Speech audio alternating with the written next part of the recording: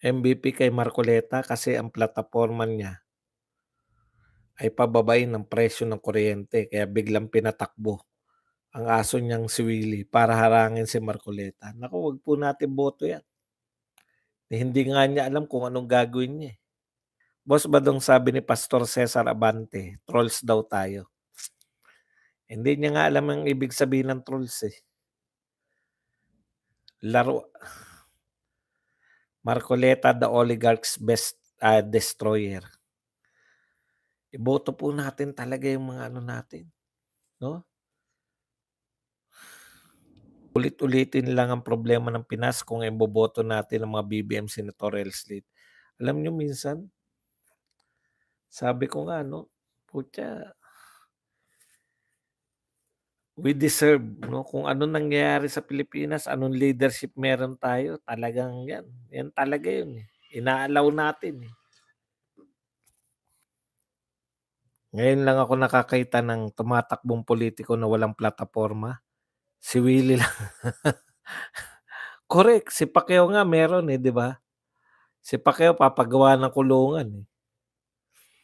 Hi boss, any comment kay Bossita?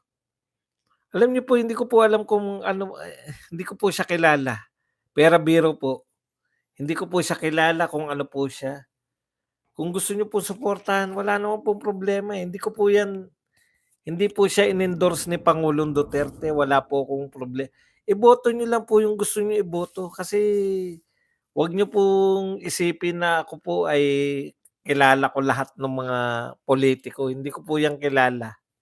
Pasensya na, hindi ako follower niyan kung 'yan may vlogger, mukhang vlogger 'yan, eh. 'Wag niyong iboto 'yan si Will to fail mga kaibigan, will to fail.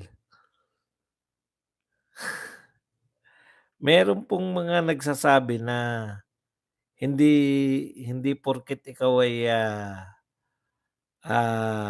malakas sa social media, maraming kumakalat na ano, eh, na yung mga, hinahalimbawa nga nila si Mocha, kasi ang daming mga ano ngayon 'di ba, mga social media. Maganda yung sinabi, eh, 'no?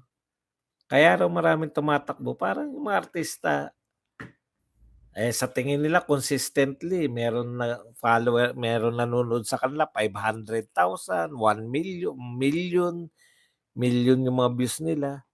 So, sa tingin nila, etong mga tao na 'to kung nakaka-million views, 300,000 lang naman ang kinakailangan congressman ka na, 'di ba? Sa mga party list. Bakit hindi sila tatakbo?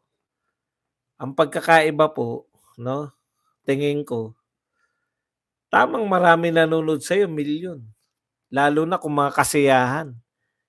Ang tanong, botante ba botante ba yung mga nanonood na yun? Baka yung mga milyon alam niyo yung mga katulad niyan sila Diwata, sino sa tingin niyo mga nanonood diyan? Mga botante ba? Pinanonood ba siya dahil magaling siyang pulitiko? Hindi naman, eh. Magaling siyang leader? Hindi naman, eh. Pinanonood siya dahil yung istorya niya na isa siyang, gusto ng mga tao 'yan, eh. Yung mga pangit na nagtagumpay sa 'di ba, sa larangan, yan sila Wamos, sila maraming magkaka-batch yan pagka-pangit ka at may talent,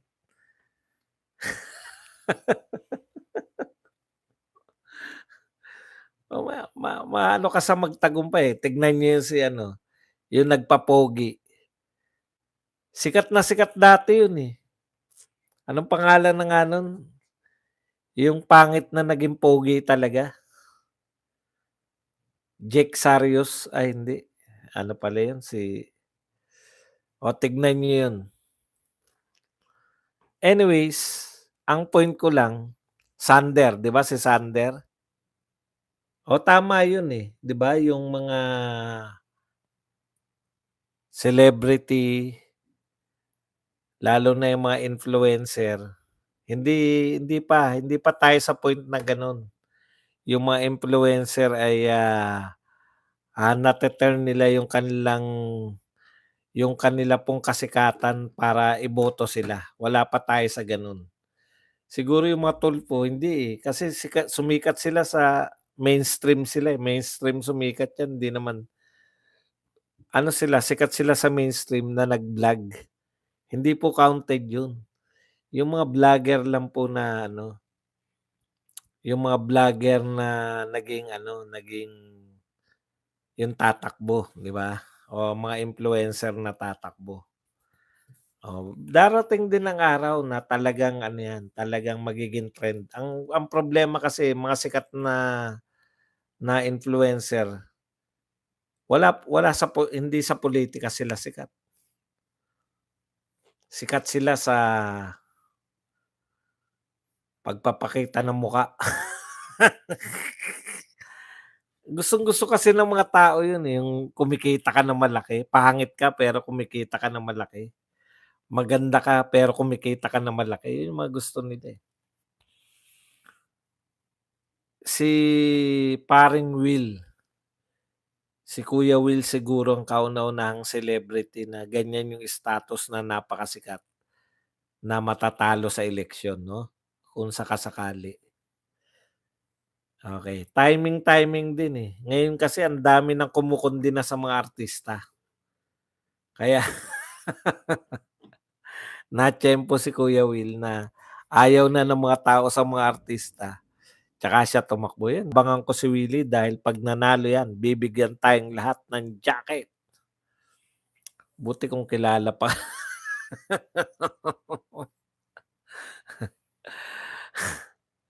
Magpapanalo kay Kuya Will. Anong sinabi ni Carlos sa interview niya kay Davila? "I will personally campaign against him pagka mayores dito." Hindi ayaw nga 'no, mayor nga pala si Carlo. Puwede bang idagdag si Congressman Wilbert Lee? Saan po? Saan po idadagdag? Tumatakbo ba siyang senador? Hindi naman po yata tumatakbong senador, eh. Sa Senado tumatakbo si Wilbert Lee, Boss Buds. Wala po tayong magagawa, hindi naman siya endorse, eh. Pero sabi ko nga, 10 lang naman yung ating ini-endorso, 'di may dalawa pa, 'di dagdag niyo na lang, kanya-kanya kayo na lang kayong dagdag. Kasi hindi ko kilala pagkatao niyan, eh. Maliban dun sa pinaglaban niyan, eh, siyempre mahirap na. Watching from Houston, Texas, USA, Duterte pa din. Pero dahil kasama sa House of Romualdez si Dan Fernandez, so no, no. Gusto ko si Heidi Mendoza, sayang di siya ganong sikat. Sikat po 'yan, sikat na dilawan. Boss Bad, si Kuya Will ang ipapasayata niyang batas ay ayuda para sa mahirap. Malaking budget daw kasi kailangan niya, sabi niya mismo. Hindi niya nga alam, eh, na yung senador, ang pangunahing trabaho gumawa ng batas. Sabi pa nga niya, dami ng batas, eh. Parang kulang na ang dami ng gumawa ng batas, dadagdag pa ba ako diyan?